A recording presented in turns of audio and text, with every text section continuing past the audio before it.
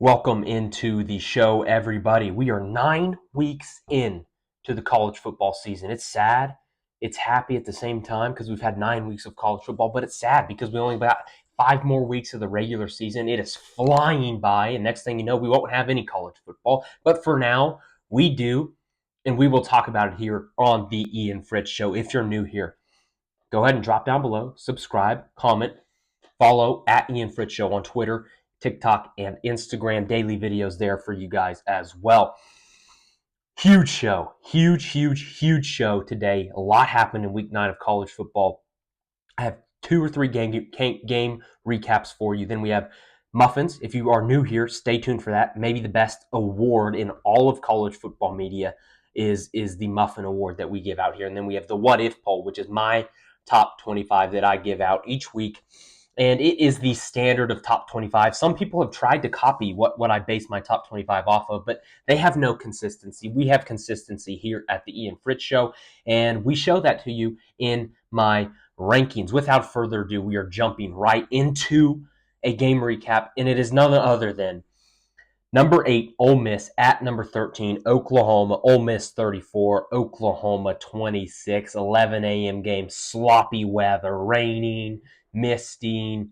The sun came out to shine a little bit there in the second half, but this was slop fest ground the entire day. This was the best game of the week. Well, I guess we had South Carolina, Alabama as well. Those two games, this 11 o'clock game in South Carolina, Alabama, which we will talk about next, were the two best games of the weekend. Just exhilarating, super awesome to watch. It was wall to wall from start to finish, entertaining football. There were mistakes being made by both teams. There were mistakes being made by both head coaches. The crowd was, as some said, the crowd was loud as it has been in 25 years in Norman, Oklahoma at one point in the game. So that's exciting. We had quarterbacks play well. We had quarterbacks not play well. What a game in Norman, Oklahoma. We said coming into this game that whoever loses this game is likely knocked out of all of their playoff hopes, SEC championship hopes. And I think that's true if you know. Oklahoma did lose. We just said that. 26 points to 34. They are likely done.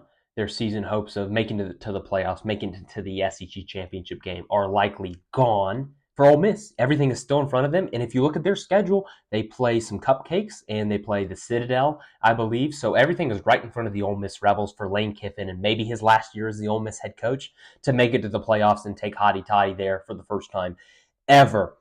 This game was all about momentum, folks. It was momentum swing left, momentum swing right, momentum swing left.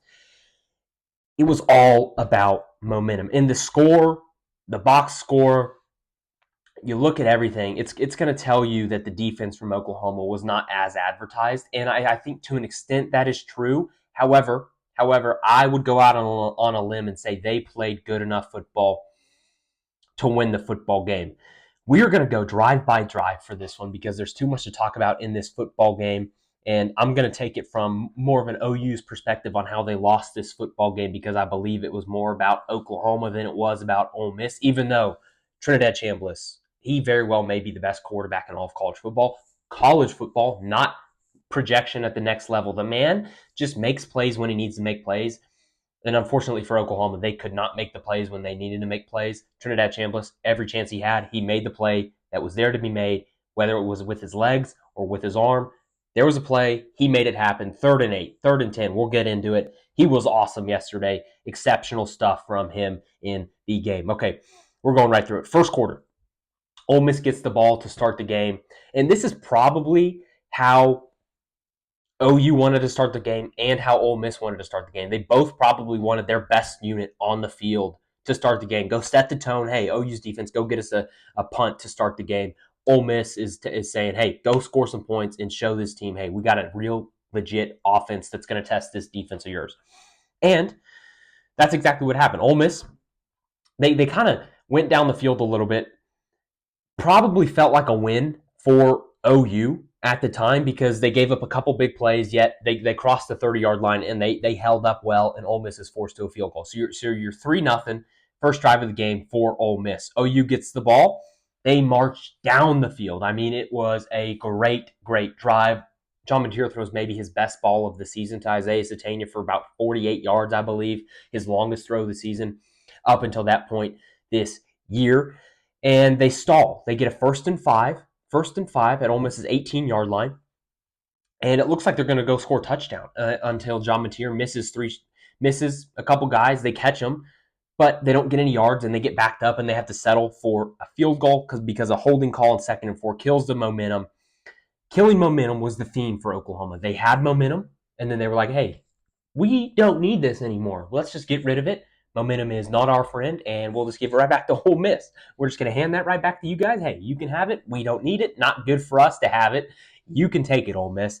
That was Oklahoma in this football game. It was disastrous, and we're going to see momentum swing from OU to Ole Miss at every turn in this football game, okay?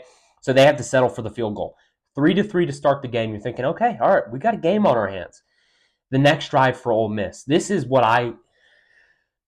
a key drive in this game for Ole Miss and Oklahoma. It kind of set the tone for how this game was going to go, the entirety of it, okay? Ole Miss, again, 3-3, first quarter. Ole Miss is facing a 3rd and 9 at their own 42-yard line. This is probably 2-down territory for Ole Miss because of how Lane Kiffin likes to do it, okay? You're probably thinking 2-down territory if you're Oklahoma's defense, okay? Trinidad Chambliss maybe threw his best ball of the entire game on this play. It was a deep corner route to, I believe, Henry Wallace, and it was a 25-yard gain on 3rd and 9, okay? OU's defense had held up well on that drive so far. They forced him to a 3rd and 9. That's exactly where you want to be if you're a defense. 3rd and 9, that's a win situation for OU so far. Trinidad Chambliss beat you. 3rd and 9. They get 25 yards when they only needed 9. Unbelievable throw. If you have not seen this throw, go try and find it because this throw, it could not have been any better.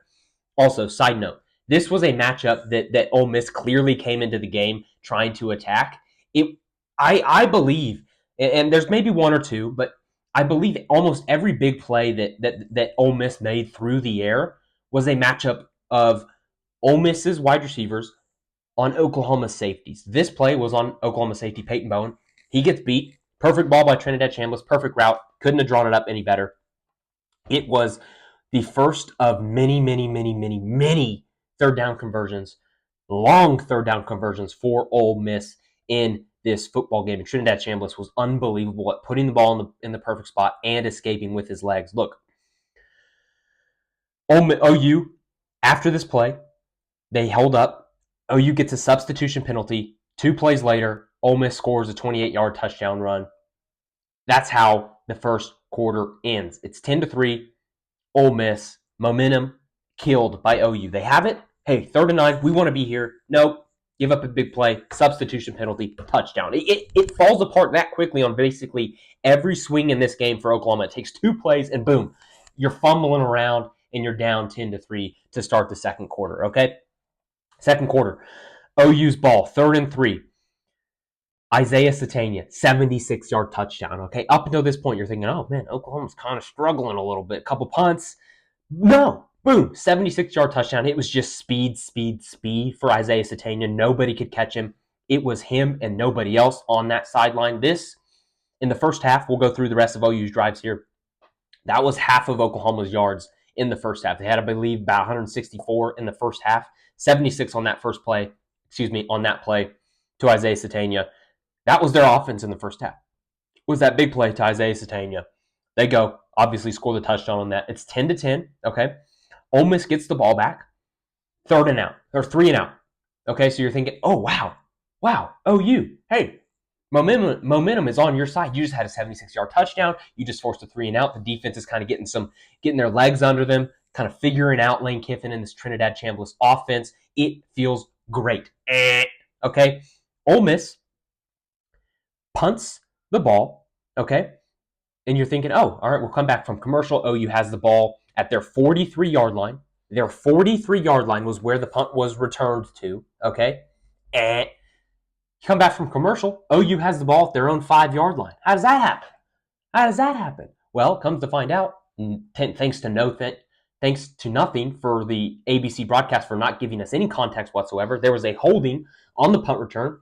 Boom, backs them up from the 43-yard line to their own 5-yard line. And you're thinking, What a disaster this is. What a disaster this is for Oklahoma. You have the ball at your 43. The defense finally gets a stop, and you're thinking, let's go score a touchdown, take the lead in this football game. It's 10-10 at this point. It is 10-10. Okay, so OU gets back to their 5. You're thinking, not the end of the world. Get a couple yards. Let Mateer make something happen with his arm here. Nope. Holding call on that play. You gained a couple yards there on first down. Boom. Holding call backs you up to the 2.5-yard line. The very next play, let me guess what happens. You already know what happens. It was a safety. A safety. So in a matter of 3 plays, you force a 3-and-out, Oklahoma. You get a holding call on your punt return that backs you up 40 yards. Then you get a holding call on the very next play, backs you up 2 yards. Then you run a speed sweep to your running back with your tight end lead blocking, who has been abysmal this year at that exact thing. And you think this is gonna be the play that gets us out of the 2-yard line situation. This play right here. Nope, boom. Prince Will Iman blows this play up, and he had an exceptional day, this man did, as well. Shout out Prince Will Iman. Hopefully I'm saying his name correctly. Absolute stud. Absolute star. Maybe his best college football game in his career in this one. Awesome stuff from him. He gets the safety. Ole Miss goes up 12-10. Right there, in a matter of 3 plays, again, Oklahoma just gives Ole Miss a gift. Right there, 2 points. And you're thinking, oh, well, hopefully Oklahoma gets something back. Hopefully they get something going. Wrong. Okay, so obviously OU has to punt the ball back after a safety.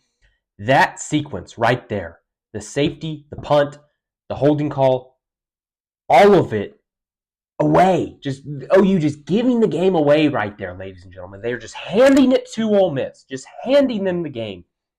This has been a theme under Brent Venables in his career, okay? OU is put in situations to succeed, and they continue to not succeed every game, a couple times a year, without fail. Okay, so Ole Miss gets the ball. They only have to go 52 yards. So OU's defense set up for failure there because they have a short field, got to defend. Only 52 yards to go get a touchdown.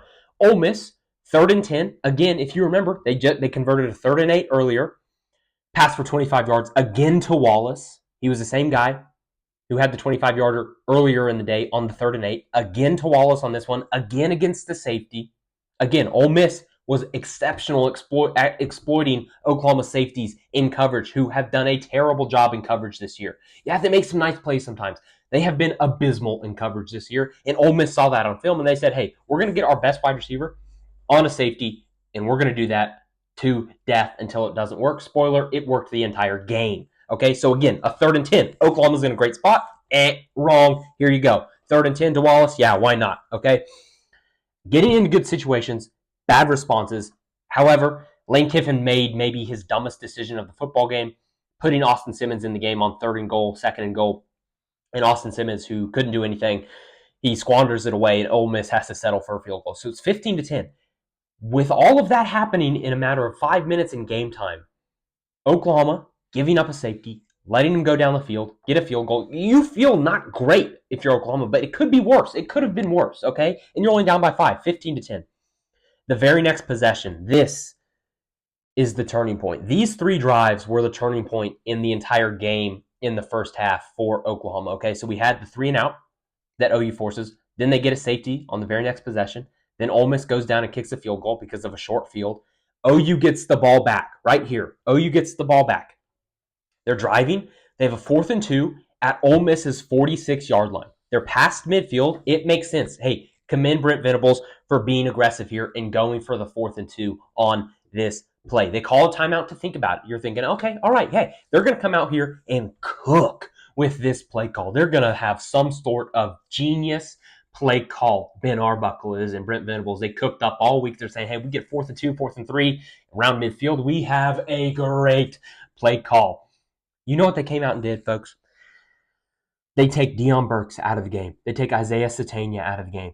They take Jaron Kanak out of the game. They take their 3 most dynamic playmakers on offense out of the football game, and they go 2 tight end set with not Jaron Kanak, not one of their best pass-catching tight ends. They put Carson Kent in the game and Caden Helms in the game.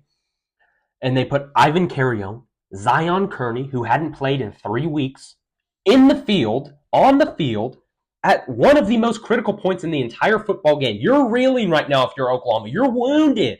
You need to respond and bounce back. And you come out with the weirdest personnel package of all time, 4th and 2, when the game is it's a critical moment. And you come out with one of the weirdest things I've ever seen with my entire football eyes. Made no sense. Dumb. And to do it out of a timeout, it's an indictment on that coaching staff.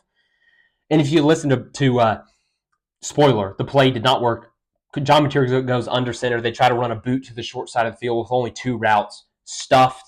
Ole Miss gets the ball. Short field again. There's 4 minutes and 20 seconds left in the second half. Abysmal, ladies and gentlemen. Ben Arbuckle, after the game, was asked about that exact play, rightfully so, because it was preposterous. He said that they practiced it all week, and they loved what happened when they did it, and it just busted in the game. Let me tell you this right here. Maybe you just keep your best players on the field and just run plays that they are in for.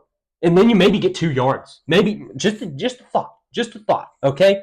Disaster. So we had a 3-and-out forced by Oklahoma, 10-10 game.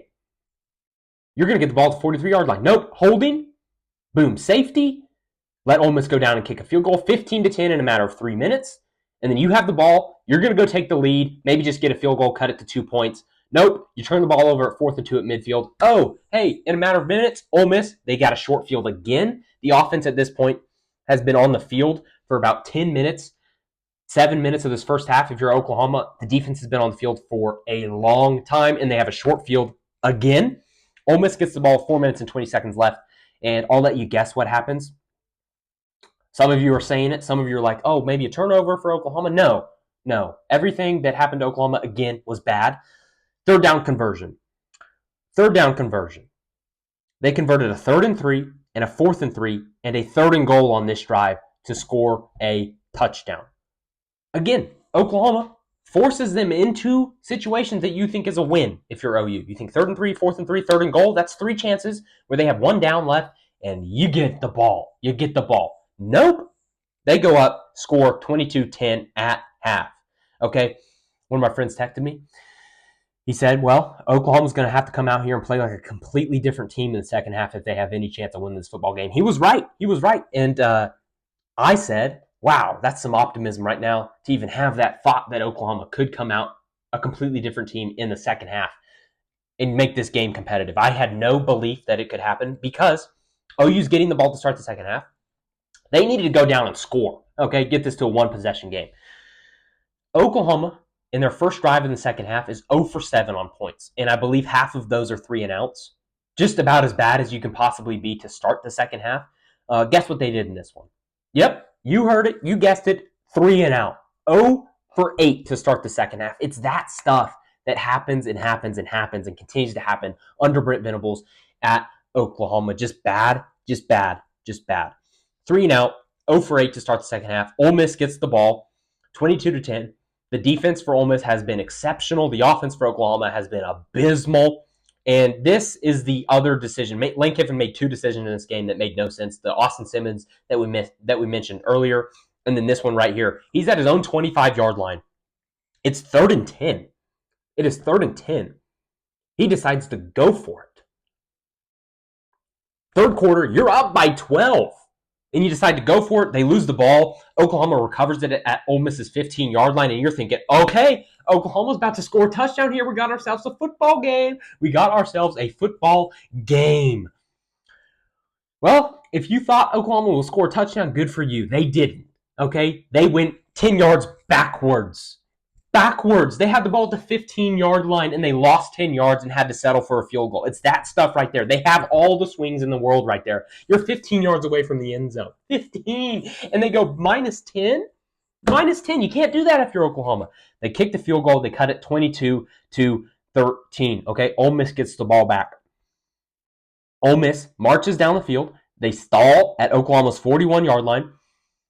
It's 3rd and 10, okay? And you're thinking, oh, okay, Oklahoma probably gives up a 3rd and 10. They've given up 3 already. They probably give up a 3rd and 10 here. Nope. It's an incomplete pass. Credit to Oklahoma. They force a 4th and 10. However, a roughing the passer A roughing the passer in maybe what is the worst roughing the passer call in the history of football, in the history of humanity, was called, and it gives Ole Miss a free first down. And Ole Miss goes and kicks a field goal, 25-13, about halfway left in the third quarter. SEC officiating, this is a sidebar, abysmal. It was bad for both teams, but that roughing the passer call, those referees, those officials should be put in prison for that call. That's how bad it was. Okay, so OU gets the ball back. They're down 25-13, 5:45 left in the third quarter.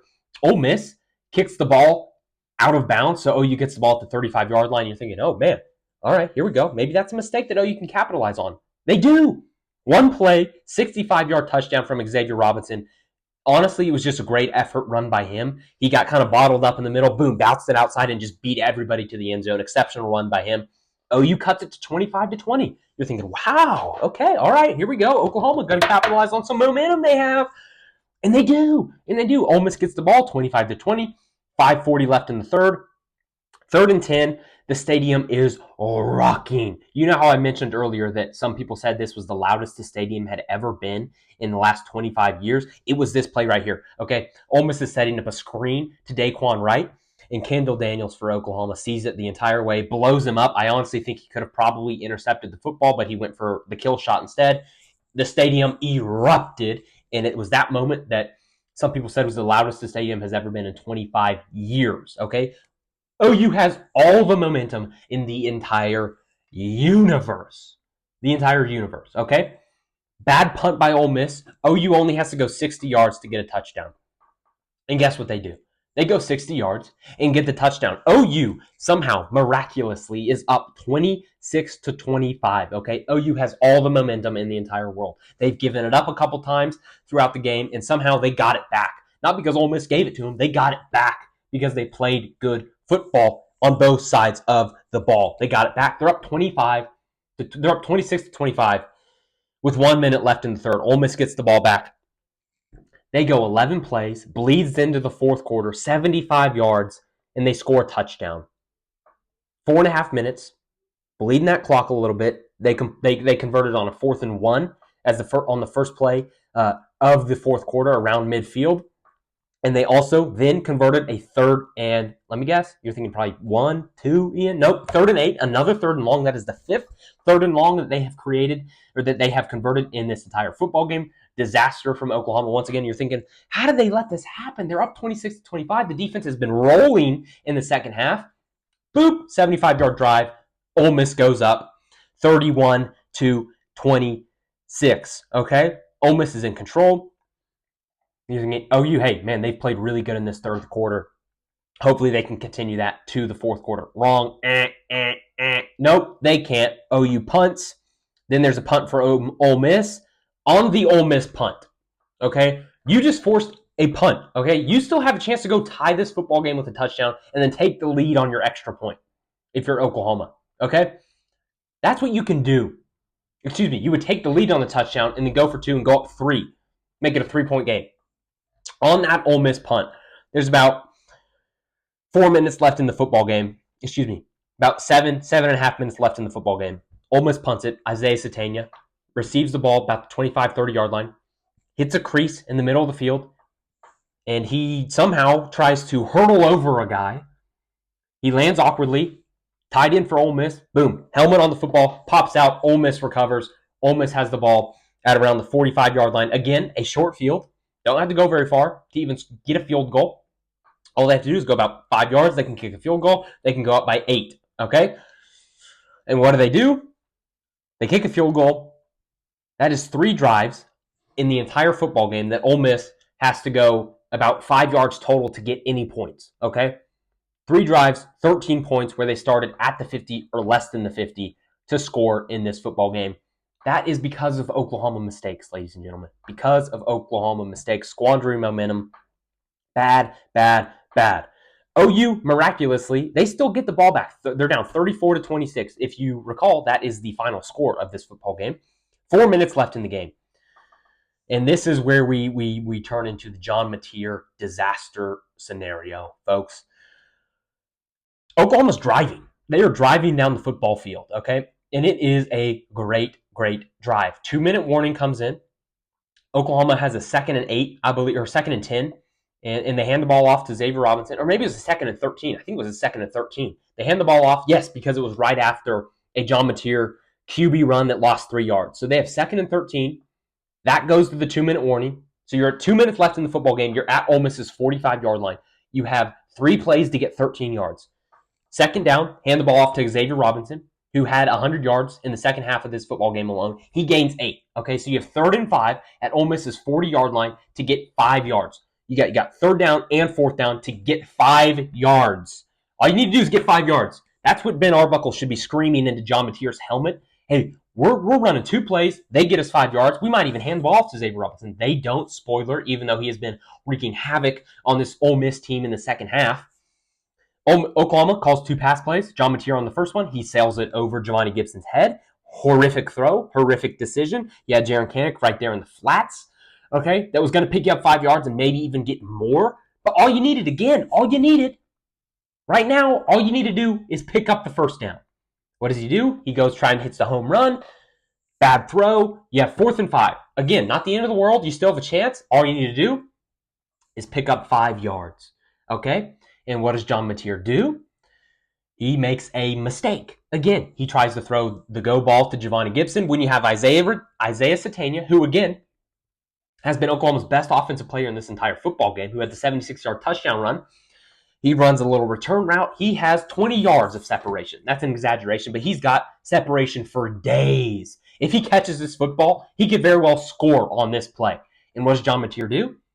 He sees Giovanni Gibson running with an Ole Miss defender right in line with him, and John Mateer throws the ball, and it sails out of bounds. 0 chance for any play to be made on that football, and Oklahoma turns the ball over. Ole Miss would then win the football game.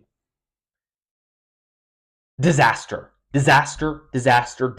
for Oklahoma. Again, Trinidad Chambliss made bukus of plays in this football game with his arm, with his legs, especially on 3rd and long. He was the difference against Oklahoma's defense. Okay, a worse quarterback, not getting that done. Trinidad Chambliss, exceptional performance by him. But again, as I've just laid out, this game was more about Oklahoma squandering momentum, not being able to play complementary football in this one. At times, hey, the defense was playing great. At times, hey, the offense had some things going. They never did it together, and they never did it at the same time. That is the problem with Oklahoma, and that will continue to be the problem if these things persist. If you look at the game overall, this one comes down to John Mateer not hitting guys that are wide open. Again, back to the first drive of the football game. You have 1st and 5 at Ole Miss's 18-yard line. John Mateer misses a couple guys. They go backwards. And then throughout the game, as the game progressed, you see it right there on your screen. John Mateer finished the game 17 of 31. He started the game 10 of 11. That would mean that he finished 7 of 20. His last 20 throws, he completed 7 of them. It was a disaster for John Mateer in this football game. Brent Venables even told him after the football game, he said, hey, you're going to hate what you see on film. And he should, because there are guys running wide open, and he's missing them all. Okay, this one comes down to John Mateer not being good enough. He got outplayed the entire game. Tough. Ole Miss, they're likely in the playoff now. I might pencil them. I might Sharpie them into the playoff spot. Heck of a quarterback they have in Trinidad Chambliss. Fun to think about. If Austin Simmons doesn't get injured, does Ole Miss even have Trinidad Chambliss as their quarterback right now? They may not even be as good as they are right now. And of course, Austin Simmons gets injured, and now they have Trinidad Chambliss running things exceptionally well. Credit to Ole Miss. Oklahoma, still a good team. But man, they let this one get away. Next game up, we have Alabama at South Carolina. 29 for Alabama, 22 for South Carolina. This game was 16-10 at halftime. Okay. Alabama could not get anything going, could not figure it out. Scary. We almost had the Cocktober moment of the year. Unfortunately, for all the South Carolina fans and all the Gamecocks out there and all the Cocktober fans out there, it did not happen. A couple takeaways for this game. We're not going drive by drive like we did for Oklahoma.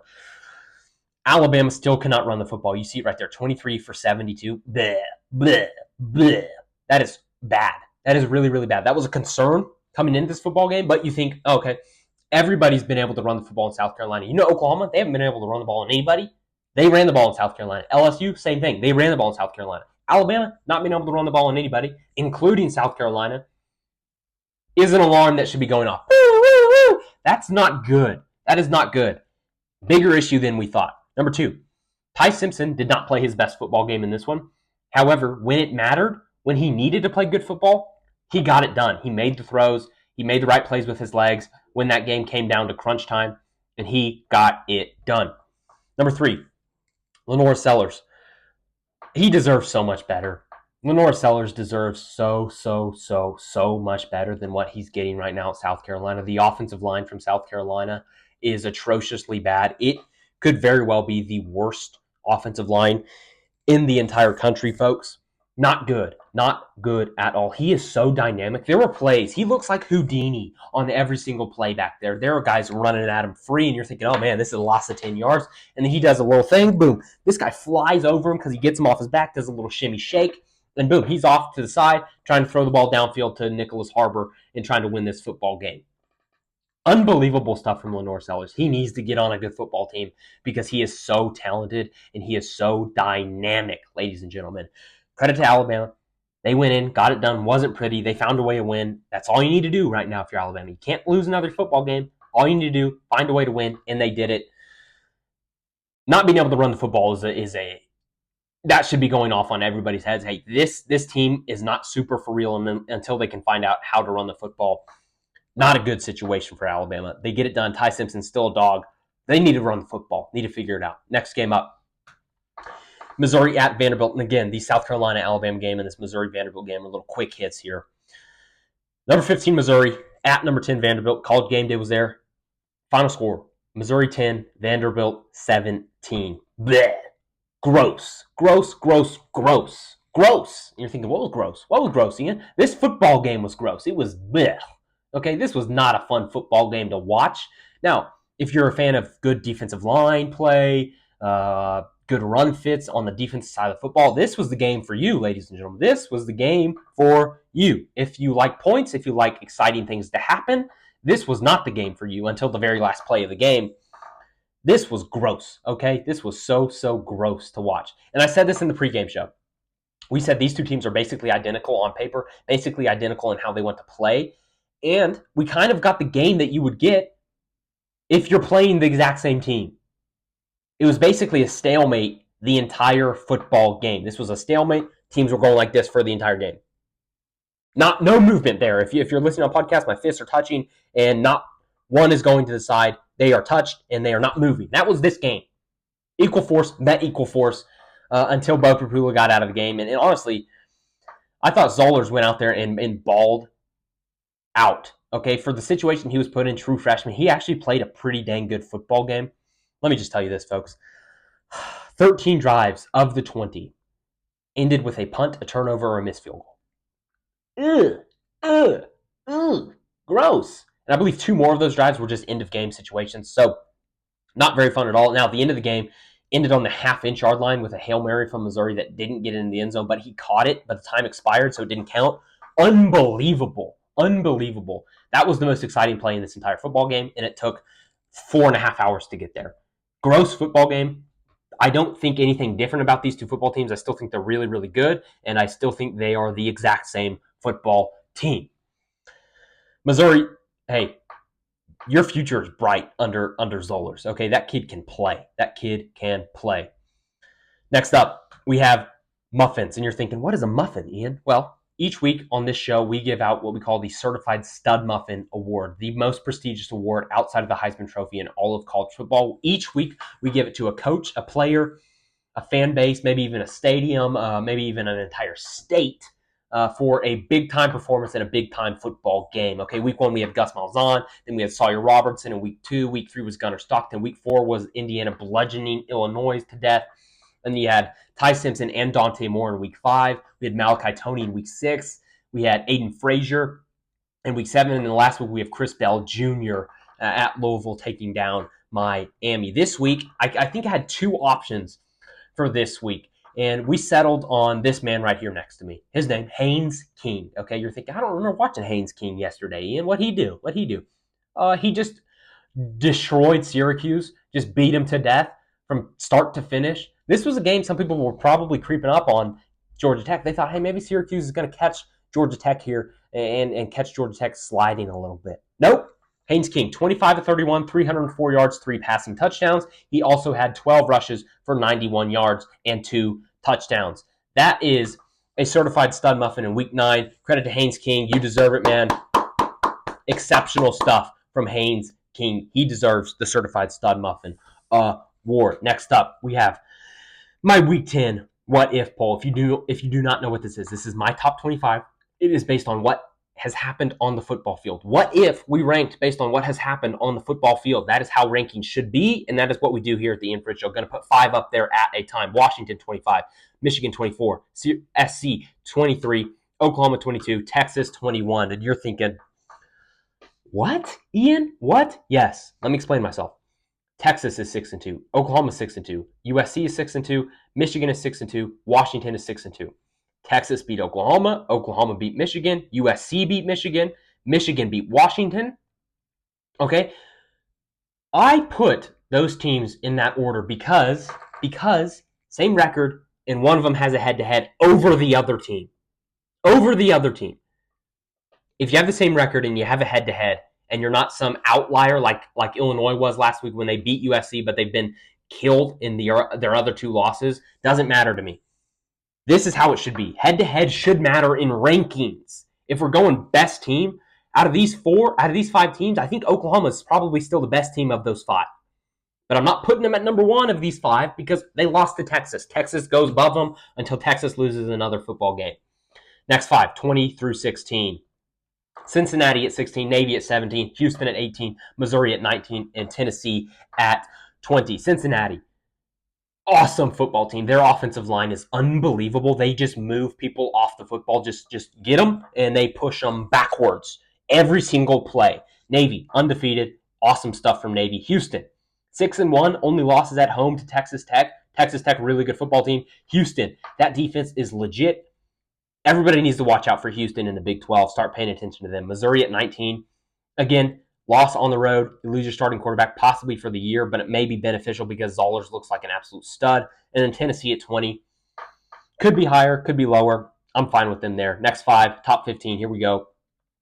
Oregon at 11. Virginia at 12. Louisville at 13. Miami at 14. Notre Dame at 15. Okay, again, I value head-to-head. Unlike a lot of numbnuts out there, I value head-to-head.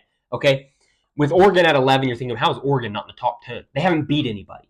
Their one good team they faced is Indiana, and they lost by a lot. Okay, Virginia at 12. Didn't look great against North Carolina, had to beat them in overtime. I don't care, they won. Okay, is Virginia the 12th best team in the country? No. They should be ranked there, though, ladies and gentlemen. They should be ranked there. They beat Louisville. Louisville beat Miami. Miami beat Notre Dame. Needs to be in that order for all intensive purposes. Top 10. Texas Tech, Ole Miss, Vanderbilt, Georgia, and Alabama. Alabama, I dropped them from last week because of 2 other teams continuing to win, and I think we got to reward those teams for continuing to win. Vanderbilt at 8, 1. Again, they have the loss to Alabama, so I can't put them ahead of Alabama. And then Ole Miss has the loss to Georgia, can't put them ahead of Georgia. And then Texas Tech at 10.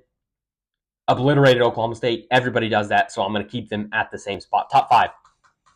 Indiana number 1, Ohio State number 2, A&M 3, Georgia Tech 4, and BYU 5. Georgia Tech and BYU, wherever they are in your top 25, they have to be next to each other. Have to be. They're both 8-0. 7-0 and 8-0. They need to be next to each other. Right here, boom, smushed up against each other because they virtually have the exact same resume, and they're both undefeated. They're both Power 4 undefeateds this far into the season. They need to be in the top 5 with Texas A&M, Ohio State, and Indiana, okay? They may not be as dominant. They may not even be as good as those teams. But what they've done resume-wise, what they've done in a ranking system, which is what this is, what they've done on the football field needs to be rewarded, and they need to be in the top 5. They deserve it right now through 9 weeks of the college football season. Indiana ahead of Ohio State because of how they beat Illinois compared to how Ohio State beat Illinois, and then Texas A&M continues to just win. Awesome stuff. Let me know in the comments what you disagree with down below, and I will respond to you. That is the entire Week 9 recap show. Thank you so much for tuning in. Stay tuned for the Week 10 preview. We have an absolutely packed show for you in that one. Again, subscribe down below. Follow me on @Ian Fritts Show on here on YouTube, on Twitter, Instagram, and TikTok as well. I love you guys. Bye. Whoa, he has trouble with the snap, and the ball is free. Fritts Jackson, and he scores on the last play of the game. 35, 40, 45, 50, 45. There goes Davis. Oh, my God. Davis